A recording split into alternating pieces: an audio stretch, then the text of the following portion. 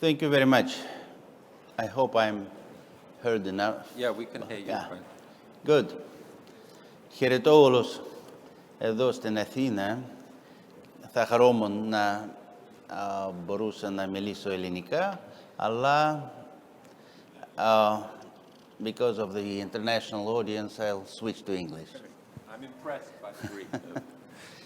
So, Russia's place in a post-COVID multipolar world. Allow me to start with the obvious. Our world is not standing still. Just the opposite. It's dramatically and profoundly changing. The first sign that comes to mind is, of course, the coronavirus pandemic, which has had and continues to have a very tangible economic, social, political, scientific, and psychological impact on the entire global community. I will not describe a world without COVID, for we will never surely know what it would have looked like. And besides, what practical use is there in speculating about scenarios that were not destined to translate into reality? I will focus on another point. The pandemic is certainly far from being the only significant factor reshaping the global landscape we all live and work in. Here in Europe, America is back. The slogan launched by Joe Biden is seen as a key new imperative. I will not argue whether this is good or bad for the Europeans, Russia, the United States itself, and the whole system of international relations. Instead, I would remind you that broad awareness of another geopolitical fact has emerged in recent years in parallel rather than in opposition to this trend. Russia is back. But rather than accepting this objective reality, the West got scared of its own invention, claiming that Russians had allegedly returned with some kind of aggressive imperial revanchism. Let me assure you, this is not the case, as we are looking forward rather than backwards, without rancor or resentment. And we advise others to do the same. The world economic map features a distinct trend of its own. China is back. Today, China accounts for nearly 20% of the world GDP at purchasing power parity, and with its post-pandemic recovery outpacing others, this share is rapidly rising. This is, of course, largely due to traditionally strong demographics. No one will counter that. But successful technological development and an efficient socio-economic model contribute to no lesser extent. And this is not a historic anomaly, but rather a return to a natural order of things. After all, China was the world's largest economy for centuries, until the early 19th century. And its combined share with India represented almost half of the global output. Yet, the multipolar world is no longer someone's dream or a threat, but an objective and established reality, which is manifest in various, if not all, aspects of the functioning international system. I would cite the example of the G7, whose recent summit was solemnly held in Cornwall. This closed-circuit club was artificial and pretentious at the time of its creation in the mid-1970s, while now appears to be an obvious anachronism that doesn't reflect the diversity of global political and economic life. The result of an attempt to give it a new lease of life by extending its membership to Russia several years ago is well known. Therefore, do not be surprised that Russia took the demise of the G8 painlessly and without a shadow of regret. Moscow would hardly be willing to return to this or any other similar non-inclusive format, even if urged to join.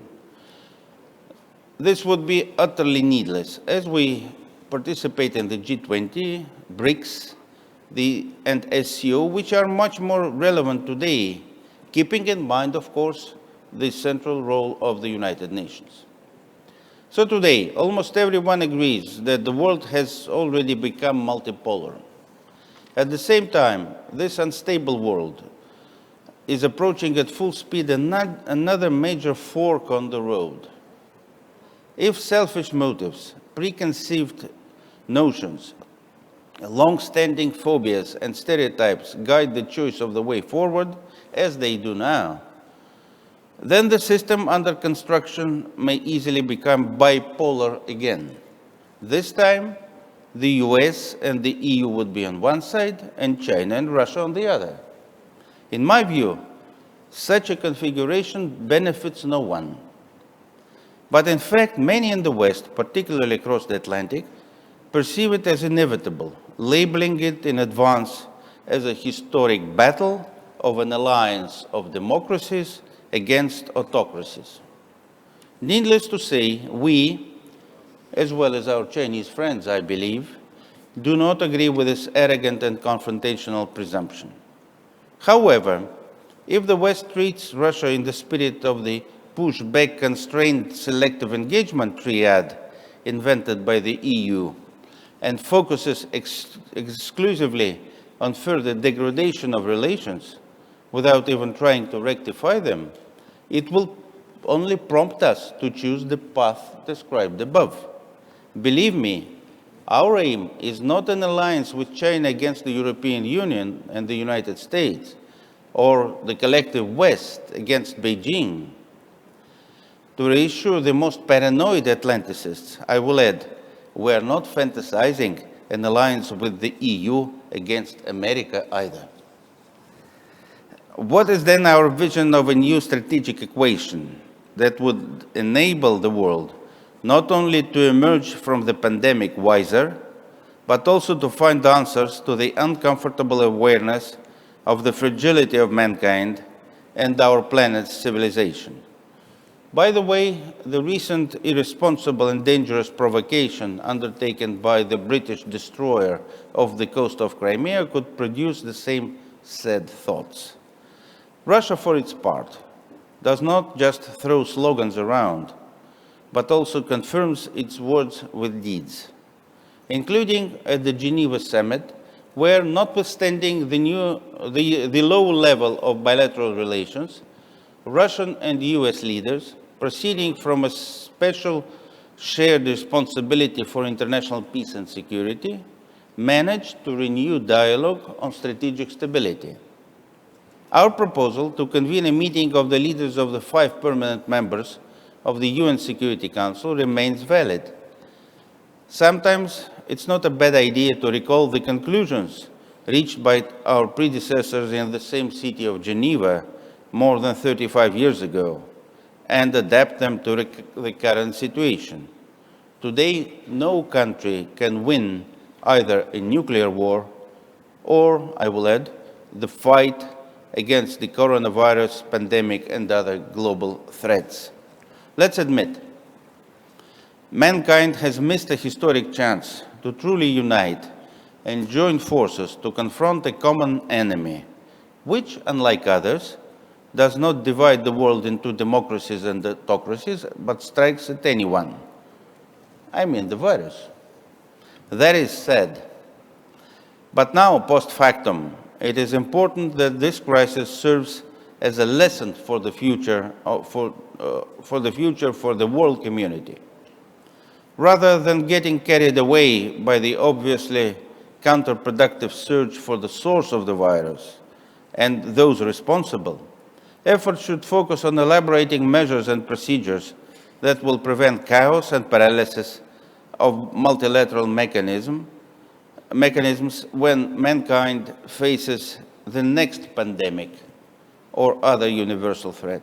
And sooner or later, it will have to face one. With all due respect for the memory of the 4 million COVID-19 victims and sympathy for those they left behind, we should be well aware that the world encountered a virus with a fatality rate of around 2%. The history of mankind has known much deadlier diseases with fatality rates of over 10 and even up to 90%. We cannot hedge against the emergence and spread of more terrible infections in the future, but we must be much better prepared. For that, do not repaint the bright, diverse world in black and white colors of ideological bipolarity and arrogantly wait for the end of history, victorious only for your side, because it will only come with the end of all mankind. Do not wait for a nuclear Armageddon, let alone try to bring it closer. Do not wait for a devastating pandemic. To avoid all that, get rid of the false sense of exceptionalism.